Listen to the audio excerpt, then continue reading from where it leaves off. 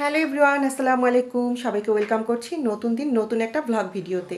তো আজ হচ্ছে গিয়ে 9 ফেব্রুয়ারি, এখন বাজে রাত আনুমানিক 10টার মতো। আমরা এখন বাসা থেকে বের হয়ে যাচ্ছি, এই হচ্ছে আমাদের ব্যাগপত্র। তো আমরা যাচ্ছি হচ্ছে গিয়ে কক্সবাজার ফ্যামিলি ট্যুরে। তো সবাই দোয়া করবেন।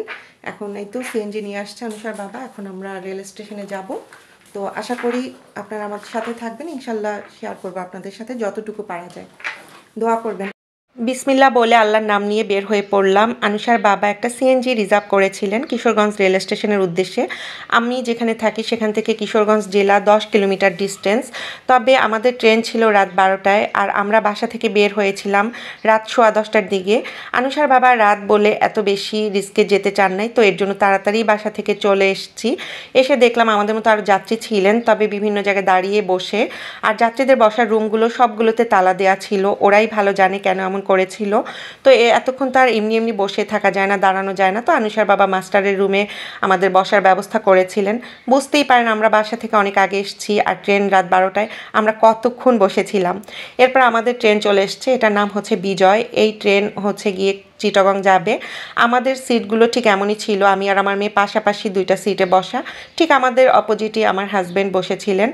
মনে হচ্ছিল একটু চা বা কফি খেলে ভাল লাগবে, এর মধ্যেই এই লোকটা এসছে। তো আনুষার বাবা আমার জন্য কফি নিলেন। আসলে আমার জন্য তো কফি নিয়েছে, এদিকে আমার মেয়ে বায়না করেছে সেও নাকি একটু গ্রিন টি খাবে। গ্রিন টি সে বাসা থেকে এনেছিল, তবে সে কিন্তু চা খায় না, আজকে তার হঠাৎ মন চেয়েছে। তা এরপর হচ্ছে গিয়ে ওই তো আদৌ ঘুম আদৌ সজাগ এরকমই কেটেছে। আসলে জার্নি পথে আমার একদমই ঘুম হয় না। অনেকে দেখবেন দিব্যি নাক ডেকে ঘুমাতে পারে, বাট আমি পারি না। এই তো সকাল হয়ে গেছে, আনুমানিক তখন বেজেছিল প্রায় 5:45টার মতো। তো এই তো আমাদের ট্রেন কিন্তু আস্তে আস্তে করে থেমে যাচ্ছে, দেখতেই পাচ্ছেন আপনারা। আমরা চলে এসেছি আমাদের গন্তব্যস্থানে, মানে চিটাগংয়ে চলে এসেছি। প্রথমে কিশোরগঞ্জ থেকে এই তো চিটাগং এলাম, এরপর হচ্ছে গিয়ে আমরা এই ট্রেন থেকে নামলাম। আমরা এখানে জাস্ট 4 থেকে 5 মিনিটের মতো দাঁড়িয়েছিলাম মা মেয়ে। আনুষার বাবা এরপর আমাদেরকে সাথে করে এই তো সামনে প্ল্যাটফর্মে নিয়ে গেলেন। আর আমার কিন্তু এই লাইফে ফার্স্ট হচ্ছে গিয়ে আমি চিটাগং এসছি বা কক্সবাজার যাচ্ছি। আনুষার বাবা কিন্তু জীবনে বহুবার গিয়েছেন, তবে আমার আর আমার মেয়ের কিন্তু এই লাইফে ফার্স্ট। আর এটা হচ্ছে গিয়ে চিটাগং রেল স্টেশন বা প্ল্যাটফর্ম, অনেক সুন্দর ছিল। আসলে বাংলাদেশের যে রেল স্টেশনগুলো বা প্ল্যাটফর্মগুলো কিন্তু খুব সুন্দর। তো যাই হোক, এরপর আমরা এখানে কিছুটা সময় ছিলাম। বুঝতেই পারেন সারা রাত জার্নি করেছি, চোখ মুখের কী অবস্থা। তো এরপর হচ্ছে গিয়ে আমরা তিনজনই একটু ফ্রেশ হলাম, ভালোভাবে ফেস টেস একটু ক্লিন করলাম।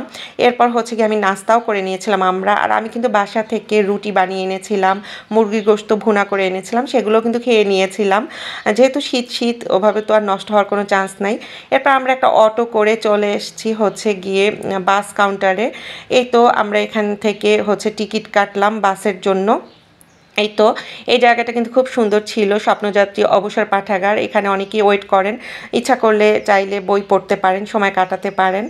তো যাই হোক, এই তো আমরা এই বাসটায় করেই হচ্ছে গিয়ে কক্সবাজারের উদ্দেশ্যে রওনা দিব। আমরা বাসে ওঠার জাস্ট কয়েক মিনিটের মধ্যেই বাসটা ছেড়ে দিয়েছিল। আর সত্যি বলতে আমরা যে জার্নি করেছি আল্লাহর রহমতে কোনো জায়গায় কোনো রকম সমস্যার সম্মুখীন হতে হয়নি, এটা হচ্ছে সব থেকে বড় কথা। এই তো আমাদের বাস কিন্তু ছেড়ে দিয়েছে। আর বাসের বেলায় এরকম হয়েছে, আমরা মা মেয়ে পাশাপাশি দুইটা সিটে, ঠিক আমাদের অপোজিটই আনুষার বাবার সিট। চিটাগং শহরটা যতটুকু পেরেছি ক্যামেরা বন্দি করে নিয়েছি। কেউ যদি থেকে থাকেন চিটাগংবাসী আর আমার ভিডিও দেখে থাকেন, আশা করি ভালো লাগবে। আমার তো বেশ ভালো লাগে যখন অন্য কারো ভিডিওতে আমি আমার নিজের শহরটা দেখতে পাই।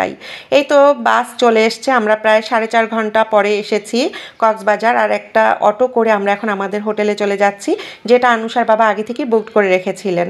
আমার তো বেশ ভালো লাগছিল, বিশেষ করে আমার মেয়ে ভীষণ এক্সাইটেড ছিল কখন যাবে রুমে, কখন যাবে সি বিচে। তো এই তো আমরা কিন্তু অটোতে করে যাচ্ছি, বেশি সময় কিন্তু লাগে নাই। এই তো চলে এসেছি আমাদের হোটেলে, হিল টাওয়ার, এটাই ছিল আমাদের হোটেল। আর এটা ছিল 9 তলা, তবে আমাদের রুম ছিল 6 তলাতে। আর আমি বাইরের অংশটা একটু ভিডিও করে নিচ্ছিলাম। তো যদি কেউ এই পর্যন্ত আমার ভিডিওটা দেখে থাকেন, মন থেকে অসংখ্য অসংখ্য ধন্যবাদ আর দোয়া থাকলো।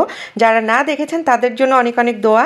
আমি আজকে এতটুকুই শেয়ার করছি, ইনশাল্লাহ সামনের ভিডিওতে পরবর্তী অংশগুলো শেয়ার করব।